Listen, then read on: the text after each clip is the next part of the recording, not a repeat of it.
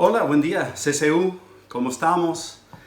Qué alegría poder compartir la palabra con ustedes hoy, que podemos ir juntos a su palabra para recibir lo que tiene para nosotros.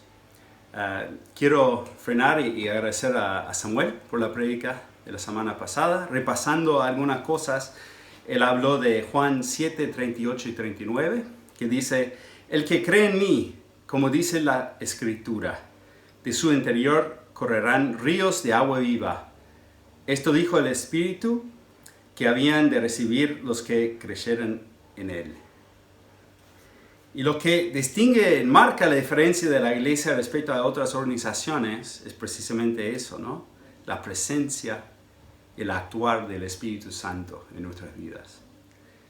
Y Dios ha dejado su Espíritu Santo morando en nosotros para recordarnos todo lo que Jesús dijo, para estar a nuestro lado toda la vida y producir en nosotros el fruto que solo se origina de Él. Y bueno, con una dependencia en ese Espíritu Santo hoy vamos a entrar en un tema vital para nuestras vidas. Y eso tiene que ver con vivir el Evangelio el día a día, en nuestra convivencia con los demás alrededor nuestro.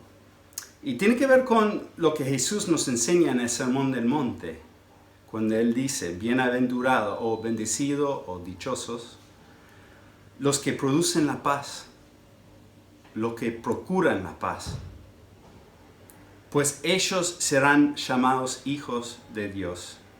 Entonces, bueno, el título de la prédica para hoy es Ser pacificadores. Bueno, me gustaría entrar en el tema con una cita de Anton Chekhov.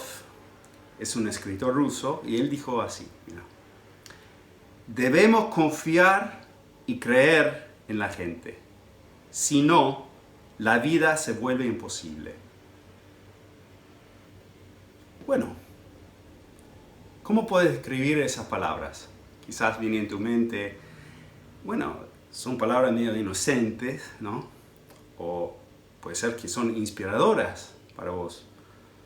O quizás podés decir, es una verdad que podría cambiar el mundo. En realidad, es una pregunta que toca nuestra mente, nuestro razonamiento y también nuestro corazón, los sentimientos.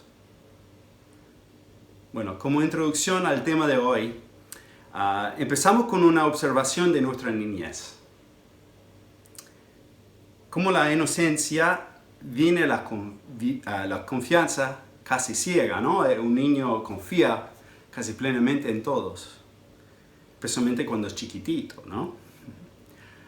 Hasta las realidades crueles de la vida, por ejemplo, como un hermanito que le roba los caramelos, invade nuestro corazón, genera una herida, y nosotros respondimos a esta herida tirando el pelo del culpable, ponele, o respondiendo de una forma agresiva a veces. Viene nuestra madre y nos pide: ¿qué pasó? Y nosotros decimos: nada, cubriendo la verdad y yendo justificados en nuestra propia mente, ¿no?, a las tinieblas para esconder la verdad. Y cuando el culpable cuenta a nuestra madre lo que hicimos, echamos la culpa de nuestras acciones al otro. Y así ya empezó un patrón que empieza a salir tan naturalmente. Y bueno, ahí llegamos a la adolescencia, aún más complicada, ¿no? Y empezamos a tener sentimientos más fuertes. Los deseos se vuelven obsesiones. Y las personas alrededor nuestro se convierten en apoyadores o opositores de nuestros anhelos. Si alguien nos ayuda, decimos: ¡sos lo mejor!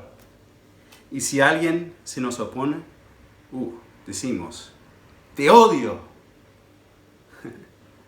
Nuestro corazón se convierte en una fábrica de odio. Y soñamos envenenándolos a los que se oponen a nuestros anhelos. Y en algún momento, si pasamos tiempo enfrente del espejo, llegamos a la conclusión, como dijo el apóstol Pablo, miserable de mí, ¿quién me libertará de este cuerpo de muerte? Entonces te pregunto, ¿debemos confiar y creer en la gente? Bueno, es un buen momento ir a las Escrituras y ver cómo Jesús pensaba con respecto a esto en Juan 2, 23 a 25. Y cuando Jesús estaba en Jerusalén durante la fiesta de Pascua, muchos creyeron en su nombre al ver las señales que hacía.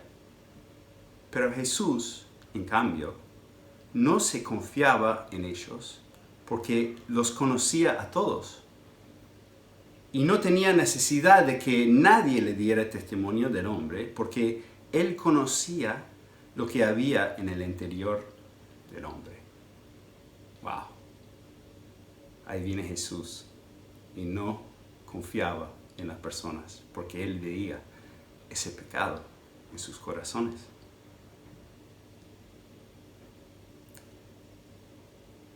Él conocía lo que había en el interior de ellos.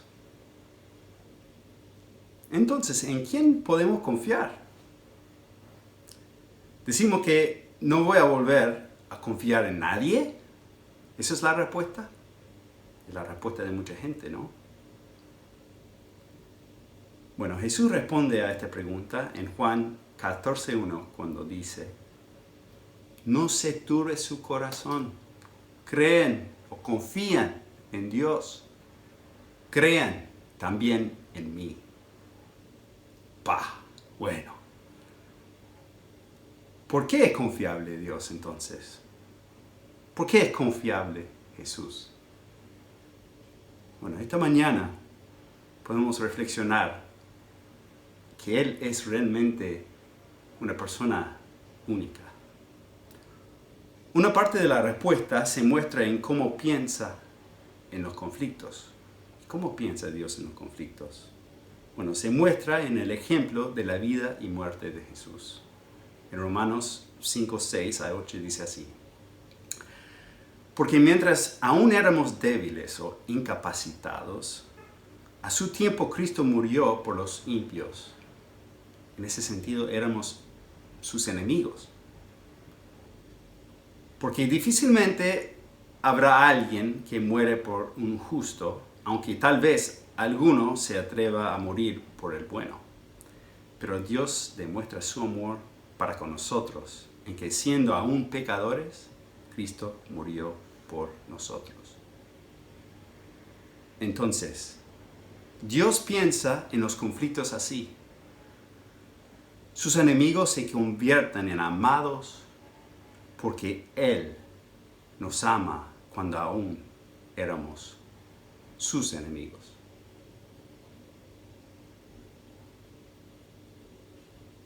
Es bastante única su forma de vivir y mostrar ese tipo de amor. Bueno, entonces Jesús ha introducido una nueva realidad en el escenario de los conflictos.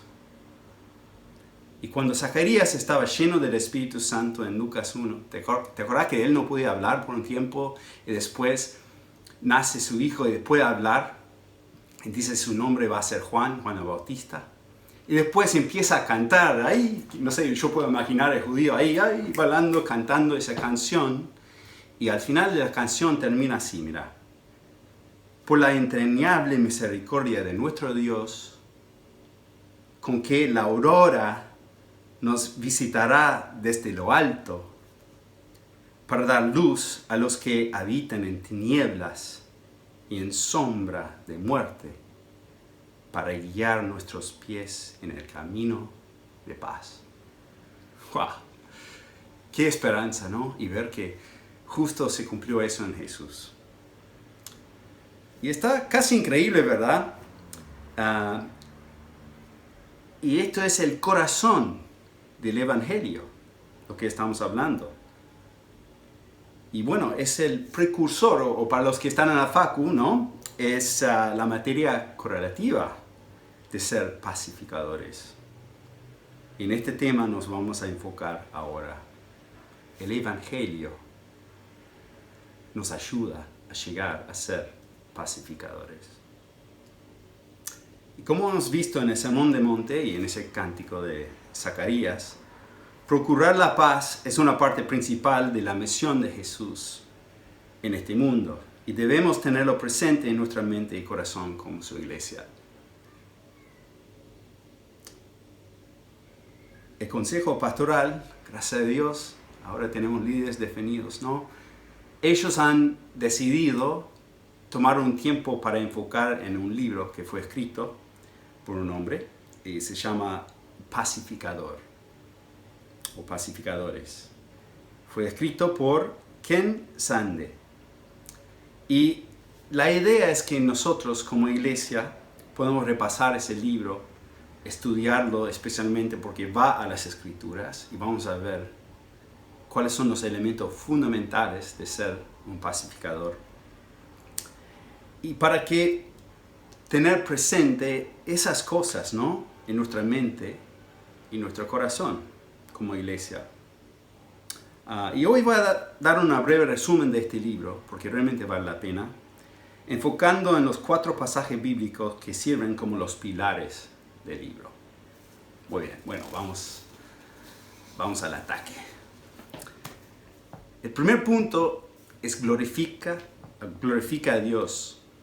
Entonces, ya sea que coman, que beban o que hagan cualquier otra cosa, háganlo todo para la gloria de Dios. Eso se encuentra en 1 Corintios 10:31. Entonces, el primer pilar que explica el libro está basado en eso, enfocando en la gloria de Dios. Y como vimos en Lucas 1, habla de la aurora, ¿no? O habla de Cristo como la luz que entra. Esa luz vale la pena glorificar y reconocer de dónde viene.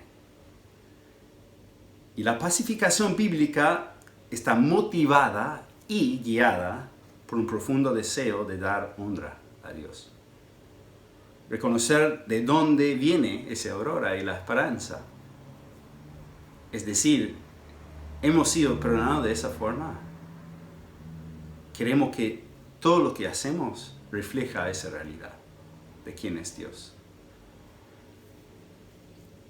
Y ese amor y poder reconciliador de Jesús es impresionante. Eso debe ser lo que nuestros corazones anhelan, que los otros puedan ver también. Y bueno, tomo una cita de una parte del libro y dice así: al tomar de su gracia, seguir su ejemplo y poner en práctica sus enseñanzas, podemos liberarnos de las decisiones impulsivas y egocéntricas que empeoran el conflicto y dar alabanza a Dios manifestando el poder del Evangelio en nuestras vidas. Y bueno, reconocemos como cuando éramos niños esa tendencia, ¿no? Impulsiva y también egocéntrica en cómo responder en los conflictos. Y Dios nos rescata de eso y nos da otra forma de responder a los conflictos que vienen a nuestra vida. En vez de verlo como una amenaza, lo vemos como una oportunidad para glorificar a Dios. Y ojalá que realmente lo podamos ver de esa forma y vivir de esa forma. El segundo pilar que el autor menciona dice: saque la viga de su ojo. Seguramente han escuchado eso, ¿no? de la palabra de Jesús. Viene de Mateo 7:5 y dice así: hipócrita, saca primero la viga de tu ojo y entonces verás con claridad para sacar la mota del ojo de tu hermano. Y bueno, vemos que en los conflictos atacar al otro solo genera un contraataque. Entonces Jesús está diciendo: bueno, frena, para. Antes que atacar, pensadlo bien. ¿Qué está ocurriendo en tu corazón? ¿Qué está pasando acá? ¿De dónde viene ese conflicto? que Jesús nos enseña a reconocer nuestros propios aportes al conflicto antes de centrarnos en lo que han hecho otros. La tendencia natural es directamente ir a atacar al otro, o si no, evadir la situación, ir a la sombra, escondernos de esa situación. Y eso es algo que tenemos que aprender a vivir de otra forma. Eso viene de seguir a Jesús y aprender de Él. Y frenar así a veces nos ayuda a reconocer que realmente el conflicto tiene que ver más con nuestras luchas internas y que deberíamos pasar por alto una ofensa menor. No es decir que yo siento una ofensa, entonces yo lo voy a empezar a ignorarlo y taparlo, no. Es que con el proceso de reflexión nos damos cuenta que, ¿sabes qué? Realmente no es gran cosa y yo lo tomé demasiado serio y lo tomé de pecho y en realidad no debería, ahora que lo veo más claro, no debería ser tan obsesivo en tratar de que esa persona reconoce lo que hizo, porque al final puede ser que no fue su intención y al final realmente es más que nada una cosa interna mía, ¿no? Que necesito resolver con Dios. Pero a veces, después de reflexionar, ¿no?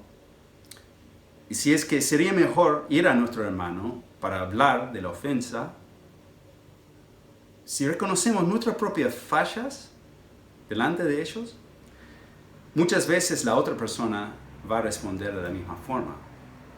Y va a decir, ¿sabes qué? Yo también estuve mal ese día, yo también reaccioné de una forma, ¿no? Muchas veces la conversación va de esa forma, ¿no? Cuando uno puede empezar reconociendo lo que uno está llevando al conflicto, ¿no? A veces no pasa así, pero muchas veces sí. Entonces es un buen punto de comienzo, es empezar a reflexionar, reconocer lo que está pasando en nosotros, los pecados que nosotros estamos lidiando o las cosas internas que estamos lidiando y poder expresar eso a la persona para que ellos entiendan lo que está pasando. Y eso nos lleva al tercer pilar, y eso es, restaure humildemente. En Gálatas 6:1 dice así, aun si alguien es sorprendido en alguna falta, ustedes que son espirituales, restáurenlo en un espíritu de mansedumbre, mirándote a ti mismo, no sea que tú también seas tentado. Y ahí, cuando hemos sido perdonados de mucho, la actitud que tenemos cuando acercamos a otra persona es realmente diferente. A veces en conflictos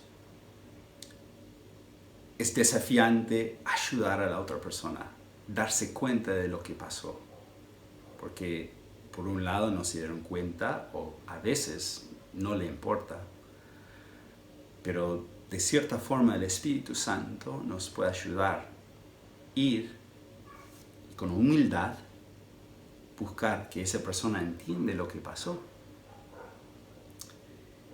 Y cuando los demás no perciben lo que han aportado al conflicto, a veces tenemos que mostrarles amablemente su falta. Pero yo entro con esa actitud, che, mirá, vos hiciste esto, va. Ese ataque va a generar un contraataque. Pero cuando una persona viene con humildad, reconociendo que, bueno, Dios me viene ayudando a sacar la vida de mi propio ojo, tengo más claridad en cómo ayudar a ese hermano o hermana a reconocer lo que está pasando en su corazón. Y eso es un proceso de confianza en el Espíritu Santo, de mucha oración, de mucha humildad, con mucho cariño y amor. Ayudar que esa persona reconoce que sus acciones, sus palabras, sus actitudes ha generado algo en mí que me ha dañado. Y con humildad ayudar que ese hermano, hermana entiende lo que han hecho y cómo me ha afectado. si ellos rehúsan responder adecuadamente, ¿no? Jesús nos llama a involucrar a otros. Puede ser amigos respetados de las dos partes, o de todos involucrados en el conflicto. También puede ser unos líderes de la iglesia, o también personas objetivas que pueden ayudarnos a fomentar el arrepentimiento y restablecer la paz. Hay gente con dones así en el cuerpo de Cristo que nos pueden ayudar. Entonces, si nosotros hemos hecho el intento de con humildad reconocer nuestra parte, con humildad expresar al otro como sus acciones, sus palabras, sus actitudes nos han afectado y causado daño, y ellos no reconocen eso, llega el momento de buscar ayuda de otros. Entonces, eso es todo parte de ese proceso de buscar una restauración con humildad. Y bueno, el cuarto pilar del libro es vaya y reconcílense.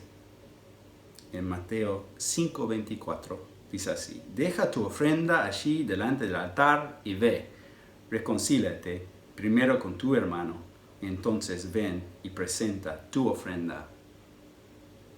La cosa es que nuestra adoración a Dios, para alabar quién es, para reconocer esa aurora única en cómo Él nos ha tratado, en cómo Él nos trata con misericordia, con gracia. En base de eso, cuando hay algo mal entre nosotros y nuestro hermano, ¿cómo podemos seguir alabando a Él?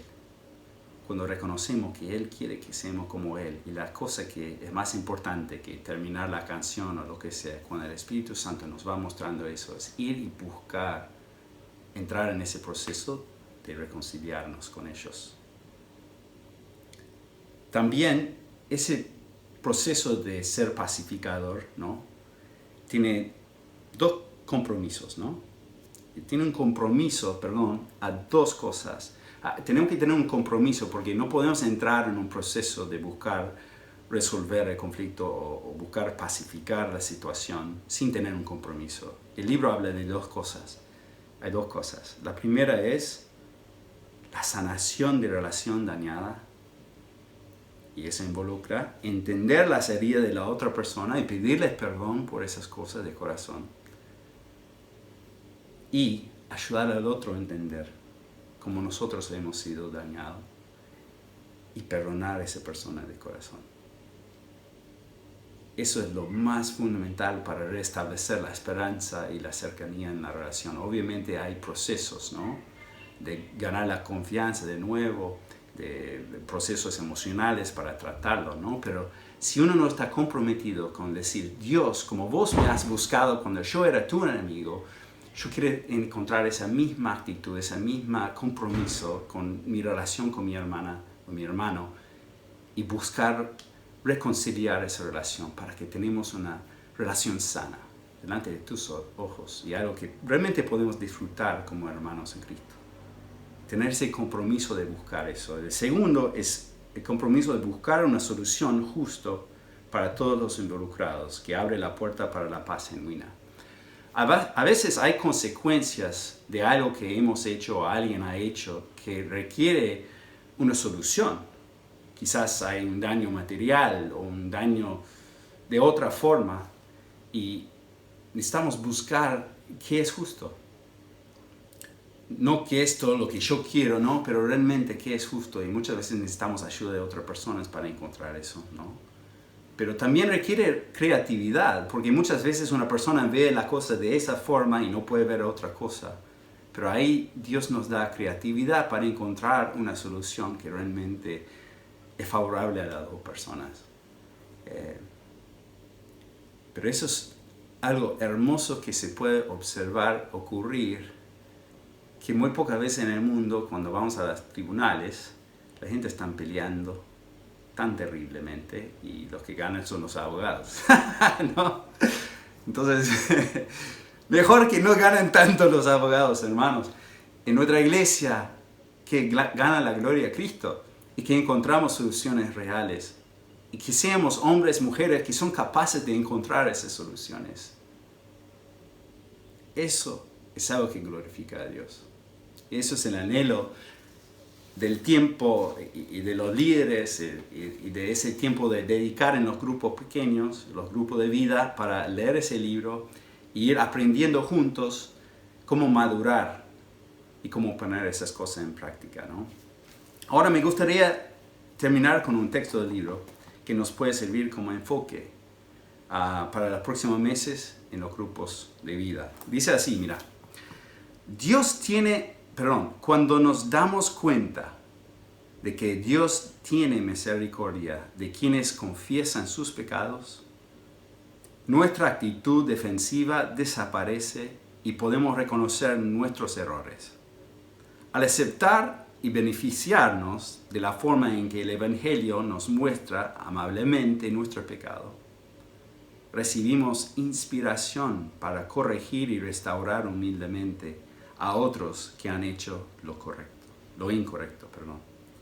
Y al regocijarnos en el perdón liberador de Dios, somos facultados para ir y perdonar a otros de la misma forma. A través del Evangelio, Dios brinda tanto el modelo como la motivación para la pacificación. Y ojalá que así sea, ¿no? Antes que oramos, quiero compartir una imagen. Esa imagen es del libro y dice la loma resbaladiza. Entonces presenta una situación en que tendemos a ir a una tendencia, un extremo o a otro. Un extremo es evitar el conflicto, ¿no? Hay personas que tienen la tendencia de evitar a todo costo el conflicto. Eso tiene que ver con tu personalidad o quizás la cultura de la familia en la cual vos creciste, ¿no? Esa lleva a peorar la situación. El otro extremo, quizás sos de una familia tana o algo así, es ir al ataque y atacar a la otra persona. Eso no ayuda a nada tampoco. Lo que habla es ir a encontrar el punto de procurar la paz en la situación. Y el proceso que requiere eso es precisamente lo que acabo de explicar ahora y lo que vamos a estudiar más en profundidad en los grupos de vida. Pero ese modelo es algo muy bueno para ir midiendo, ¿no? o evaluando, mejor dicho, cómo vamos respondiendo a los conflictos que Dios trae a nuestra vida como oportunidades para glorificar a Él. Buenísimo. Bueno, espero que eso sea de mucha bendición en sus vidas. Hemos leído el libro con Flor. La verdad nos ha desafiado en muchas cosas y es muy práctico con herramientas en cómo poner en práctica, cómo ser pacificadores. Entonces, esperamos que realmente sea de bendición para nuestra iglesia. Bueno, cerramos con una oración. Dios, gracias por tu gran misericordia hacia nosotros, por esa realidad de que vos, aun cuando éramos tus enemigos, vos nos amaste y fuiste a la cruz para morir por nosotros. Y ese ejemplo, que es muy en contraste con lo que observamos cuando somos niños y cuando hasta hoy día miramos en el espejo, que nuestra tendencia no es amar y buscar la reconciliación. Es buscar la justicia, pero nuestra propia justicia. Y eso lleva a las guerras, lleva a la venganza, lleva a veces al suicidio, lleva a cosas que realmente generan dolor en tu corazón. Entonces, Señor, como tu iglesia, como tu cuerpo, queremos aprender cómo glorificarte en estas situaciones, en estos conflictos que vienen a nuestra vida, para verlos como oportunidades y crecer juntos, Señor, en saber cómo responder como tus hijos a esas situaciones, Señor. Queremos ser pacificadores en todos los contextos, empezando en nuestras casas, en los trabajos y también en cada lugar donde nosotros podemos interactuar y relacionarnos con las personas. Te pedimos, Señor, por favor, en el nombre de Jesús. Amén.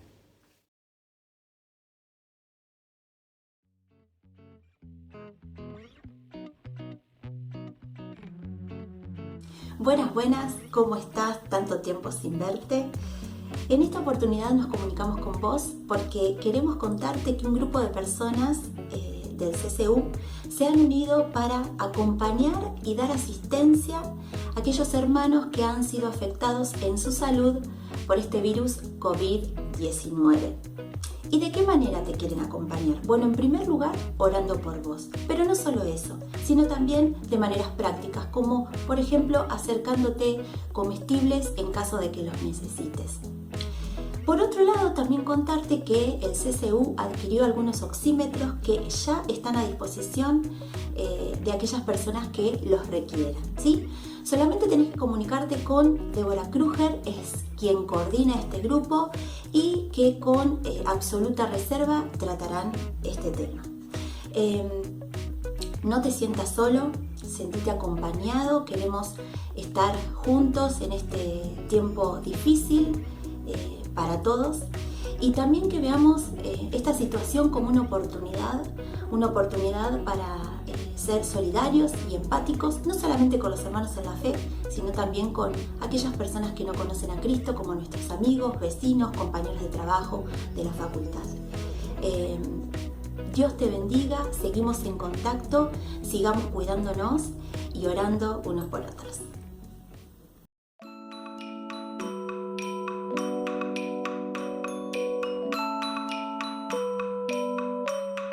Enciende el corazón que se apagó cuando cortaron la luz de la ciudad, que se cansó de latir sin razón, una sangre que no quiere empujar. Y conéctame el pulmón a la atmósfera de tu paz, al aire de mi mayor bendición, conocerte y escucharte hablar, bla bla, bla bla, y escucharte hablar. Enciéndeme la luz de mis ojos, de mi mente. Enciéndeme la luz de mi voz, de mi gente. Enciéndeme la luz que esté enchufada permanentemente. Enciéndeme, Jesús, te miraré, te cantaré para siempre, para siempre,